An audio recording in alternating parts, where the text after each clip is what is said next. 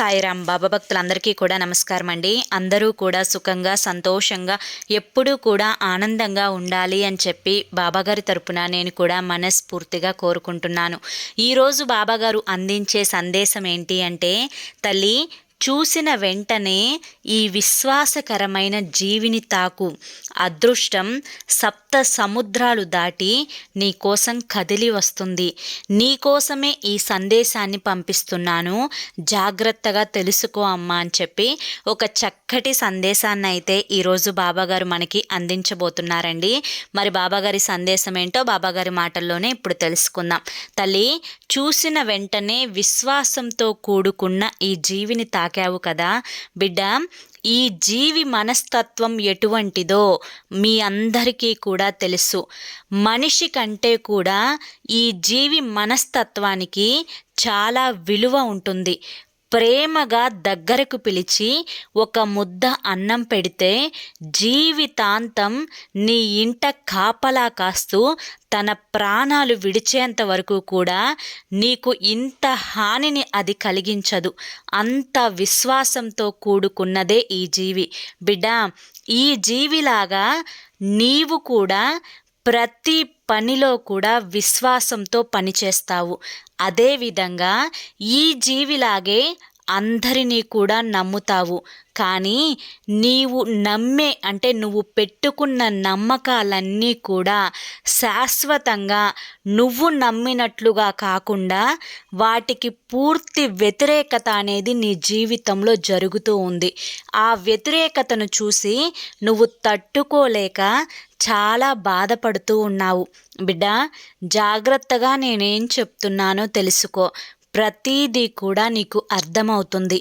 మనిషి యొక్క జన్మ అనేది చాలా విలువైనది.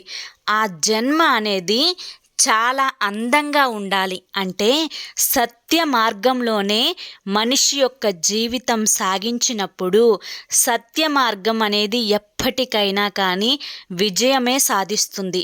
కానీ ఈ సత్య మార్గంలో నడిచేటప్పుడు కొన్ని ఆటంకాలనేవి ఎదురవుతాయి, కొన్ని ఆకర్షింపబడతాయి కూడా.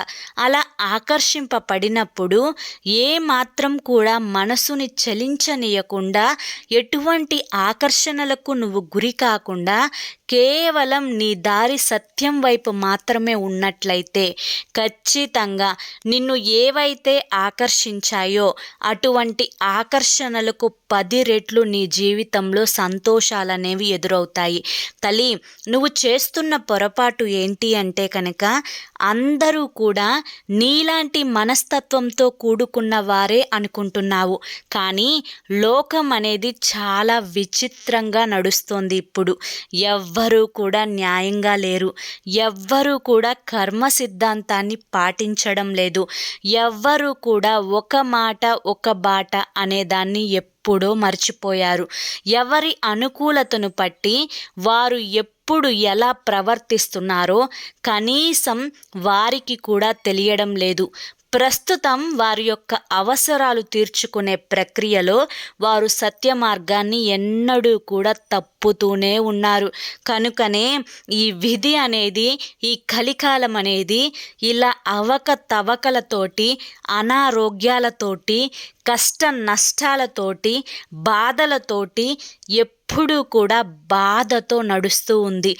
ఏ జీవికి కూడా సంతోషం లేదు. ఏ జీవికి కూడా ఆనందం లేదు. ఏ జీవి కూడా మనశ్శాంతిగా నిద్రపోవడం లేదు. కనీసం వీటన్నింటికి కూడా కారణం ఏంటి అని చెప్పి ఆలోచించుకుంటే అసలు ఆ జీవికి ఏ పని పట్ల విశ్వాసమే లేదు. తనని తానే నమ్ముకోవడం లేదు. బిడ్డ, ఎప్పుడైనా కానీ సత్యం అనేది చాలా కష్టంతో కూడుకున్న పని. కానీ ఒక్కసారి ప్రతి ఒక్కరూ సత్యాన్నే అనుసరించినట్లయితే అసలు ఈ సమాజం అనేది ఇలా ఉండేదే కాదు. బిడ్డ, నీ చిన్నతనంలో నీకు గుర్తుందా? నీ అమ్మమ్మ, నీ తాతయ్య, నీ నాయనమ్మ అందరూ కూడా ఆరోగ్యంగా ఉండేవాళ్ళు, సంతోషంగా ఉండేవాళ్ళు, ప్రశాంతంగా నిద్రపోయేవారు.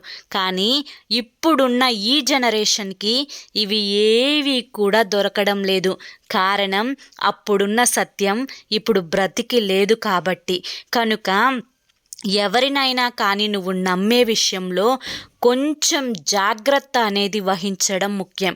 నీ మీద కొంచెం నీకు అనుకూలంగా కొంచెం వారు మాట్లాడగానే వారు కూడా నీలాంటి మనస్తత్వం కలవారేమో అనుకొని నీ యొక్క ప్రతి చిన్న విషయాన్ని, ప్రతి కదలికను వారితో నువ్వు వెంటనే పంచుకుంటున్నావు.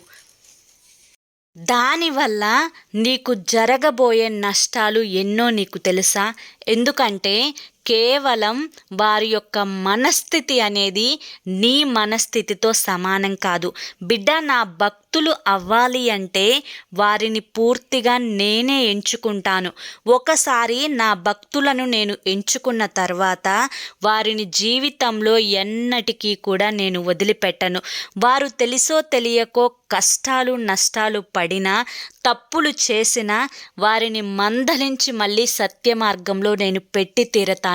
బిడ్డ, ఈరోజు ఈ జీవిని నేను ఎందుకు తాకమన్నాను అంటే కనుక నువ్వు సప్త సముద్రాలు దాటి వెళ్ళినా, సప్త సముద్రాలకు అవతల ఉన్నా యువతల ఉన్నా నువ్వు ఎన్నడూ కూడా గుర్తుంచుకోవలసింది, నువ్వు నా భక్తురాలివి.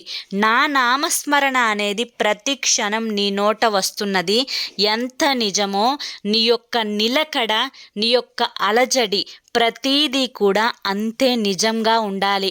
బిడ్డ, ఒక్కసారి ఒక్క ముద్ద అన్నానికే ఆ జీవి అంత విశ్వాసంతో పడి ఉంటుంది. కనీసం నిన్ను ఎవరన్నా కొడుతున్నా కూడా అది కొట్టకుండా కనీసం తన యొక్క ధర్మాన్ని నిర్వర్తిస్తూ ఆ కొట్టే కర్రను తన నోటితో లాగి పక్కన పడేస్తుంది. నీవు కూడా మనిషి చేసిన పనికి కృతజ్ఞతతో ఉండి తీరాలి. నీ యొక్క అవసరాలకు వాళ్ళని వాడుకొని అవసరం తీరిన తర్వాత వారిని ఎన్నడూ కూడా దూషించకూడదు. నీ మనసులో ఎప్పుడూ కూడా ఎవ్వరి యొక్క నాశనాన్ని కానీ, చెడుని కానీ, కీడుని కానీ తలపెట్టకూడదు.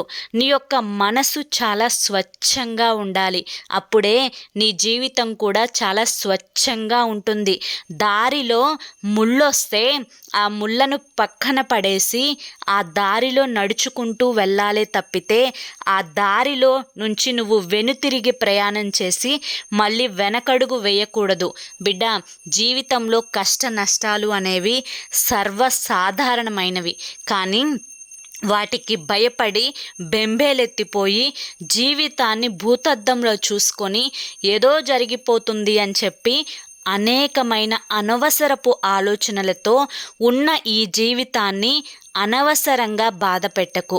కనీసం ఆ జీవులను చూసైనా కానీ ఎలా ఆనందంగా ఉండాలో, ఎలా సంతోషంగా ఉండాలో, ఎప్పుడూ కూడా అవి తోటి జీవులతోటి ఎంత అన్యోన్యంగా ఉంటాయో, ఎంత ప్రేమగా ఉంటాయో వాటిని చూసైనా కానీ నేర్చుకోవాలి. నీ యొక్క మార్గం ఎల్లప్పుడూ కూడా సత్య మార్గమే అయి ఉండాలి. నీవు ఎప్పుడైతే నీ మనసుని స్వచ్ఛంగా మార్చుకొని సత్య మార్గంలో నువ్వు ప్రయాణిస్తావో అప్పుడే నీ జీవితం కూడా సక్రమైన మార్గంలో వెళుతుంది. కోరుకున్న కోరికలు తీర్చడంతో పాటు, కోరుకున్న పనులన్నీ జరగడంతో పాటు, నీ యొక్క పని ఏదైతే ఉంటుందో ఆ పనిలో నీకు విజయం అనేది కలిసి రావడంతో పాటు నీ యొక్క సర్వ సంపదలు నీకు కావలసినవన్నీ కూడా నీ పాదాల దగ్గరికి వచ్చి పడతాయి అని చెప్పి గుర్తుంచుకో. అర్థమైంది కదా అని చెప్పి బాబాగారు అయితే ఈరోజు మనకి చాలా చక్కటి సందేశాన్ని అందించారండి. మరి బాబాగారు అందించిన ఈ సందేశం మీ అందరికీ కూడా నచ్చింది అనుకుంటున్నాను. నచ్చింది అనిపిస్తే చూసి వెళ్ళే వాళ్ళు తప్పకుండా ఒక చిన్న లైక్ ఇవ్వండి ఫ్రెండ్స్. మొదటిసారి కొత్తగా సాయి పిలుపు ఛానల్లోకి వస్తే సబ్స్క్రైబ్ చేసుకోండి. మరి రేపు మరొక మంచి సందేశంతో తప్పకుండా కలుసుకుందాం. అంతవరకు కూడా బాబా ఆశీస్సులు మీపై ఉండాలి అని చెప్పి మనస్ఫూర్తిగా కోరుకుంటూ సర్వేజన సుఖినో భవంతు. ఓం సాయిరామ్.